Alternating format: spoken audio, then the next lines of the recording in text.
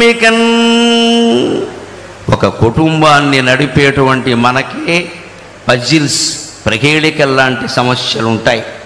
ఒక రాష్ట్రాన్ని నడుపుతున్న వ్యక్తికి ఎన్నుంటాయో నాకు తెలుసు, నాకేమీ తెలియని విషయం కాదు. ప్రహేళికలు అన్నీ పజిల్స్, ఆర్థికమైనవి, మానసికమైనవి, శారీరకమైనవి, పార్టీ పరంగా ఉండేవి, ప్రభుత్వ పరంగా ఉండేవి, ప్రజల పరంగా ఉండేవి, అనేక రకాలు ఉంటాయి. వాటిని ఛేదించడానికి ఉపాయం ఏమిటంటే రాలిన ఆకు మేల్పసిడి రాగముగా చిగురించు.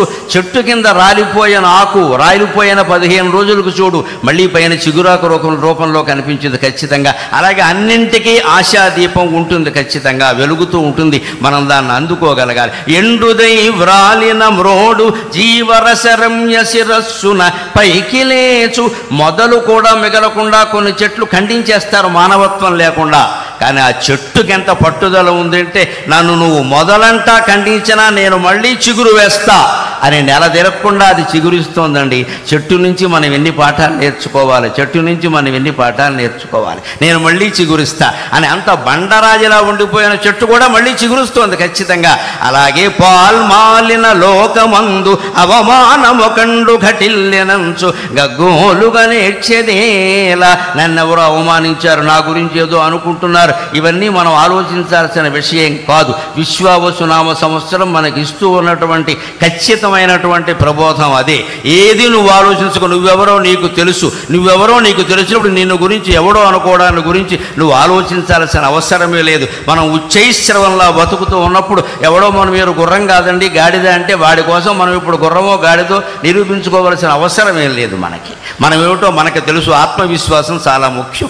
ఆ విశ్వాసంతో నువ్వు ముందుకు దూసుకెడితే ప్రహేళికలన్ పగిలింపరమ్మికన్ అన్ని రకాల పజిల్స్ ప్రహేళికలన్నింటినీ ఛేదించుకుని మనం ముందుకు వెళ్ళగలం ఖచ్చితంగా. అటువంటి ధైర్యం రాష్ట్ర ప్రభుత్వాధినేతకి ఇప్పటికీ ఉంది.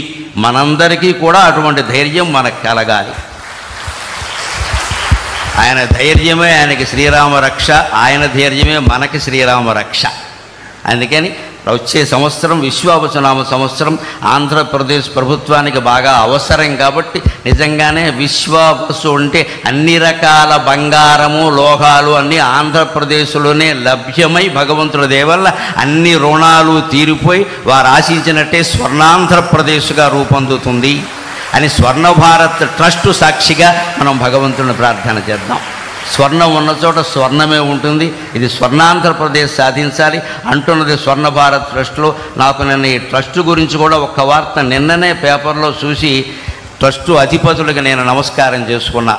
14 ఏళ్ల క్రితం బొంబాయిలో తప్పిపోయినటువంటి ఓ కుర్రాన్ని ఈ ట్రస్టు వారు చేరతీసి 14 ఏళ్ల పాటు విద్యాబుద్ధులు చెప్పించి వాళ్ళకి జీవితానికి అవసరమైన వృత్తులన్నీ నేర్పి మళ్ళీ బొంబాయి తీసుకెళ్ళి ఎక్కడ పనిచేశాడో అక్కడి నుంచి వాళ్ళ తల్లిదండ్రుల వివరాలన్నీ తెలుసుకుని వాళ్ళని పిలిపించి వాళ్ళకి మొత్తం మీద ఆ అబ్బాయిని అప్పగించారండి. నిన్న పేపర్లో చూశాను. అందుకని మా అమ్మాయి ఇలాంటిదైనా దీప గారిని నేను ఆశీర్వదిస్తూ ఉన్నాను. నిజంగా ఇంత ట్రస్టు నడుపుతూ ఇంతటి మంచి కార్యక్రమాలు చేస్తూ నేను చూసి ఈ ట్రస్టు ఇంత గొప్పదా, దీనిగా నేను వెళ్ళబోతున్నదని నేను చాలా సంతోషించాను. నిజంగా దీన్ని ఆదర్శంగా తీసుకుని మనం స్వర్ణాంధ్రప్రదేశ్ నిర్మాణానికి ఎంత చేయాలో అంతా చేద్దాం. ప్రభుత్వానికి పూర్తిగా సహకరిద్దాం అన్ని విధాల. ముందు ఒక్క విజ్ఞప్తి, ప్రభుత్వానికి కట్టవలసిన పన్నులన్నీ రూపాయి ఎగ్గొట్టకుండా కట్టేద్దాం. అది చాలు, ఇంకేమవుతుంది. అది ఒక్క పని మనం చేసి మళ్ళీ ఏమండి నాకు అవకాశం ఊరికే గోక్కుండా మనం మొత్తం అన్నీ కట్టేస్తే అన్ని ప్రభుత్వాలు బాగానే నడిస్తే. పూర్వం నుంచి ప్రభుత్వాలు పన్నుల మీద ఆధారపడి నడిచే. అందుకని అవన్నీ మనం సక్రమంగా ఏదీ లోటు చేయకుండా కట్టేస్తే అన్నీ బాగుంటాయి. అటువంటి చిత్తశుద్ధి నిజాయితీతో జీవించడానికి, సత్యానికి ధర్మానికి కట్టుబడి ఉండడానికి నా ఈ ప్రవచనం ఏమాత్రం ఉపయోగపడినా నేను ధన్యుణ్ణి. నాకు ఈ 4 మాటలు నేర్పిన మా అమ్మ ధన్యురాలు. స్వస్తి. చాలా చాలా సంతోషం. గరికపాటి నరసింహారావు గారికి స్వర్ణ భారత్ ట్రస్ట్ తరఫున కృతజ్ఞత తెలుసాను. చాలా చక్కగా చేశారు. ఇప్పుడు పెద్దలు వచ్చిన తర్వాత మీకు సన్మానం చేస్తారు.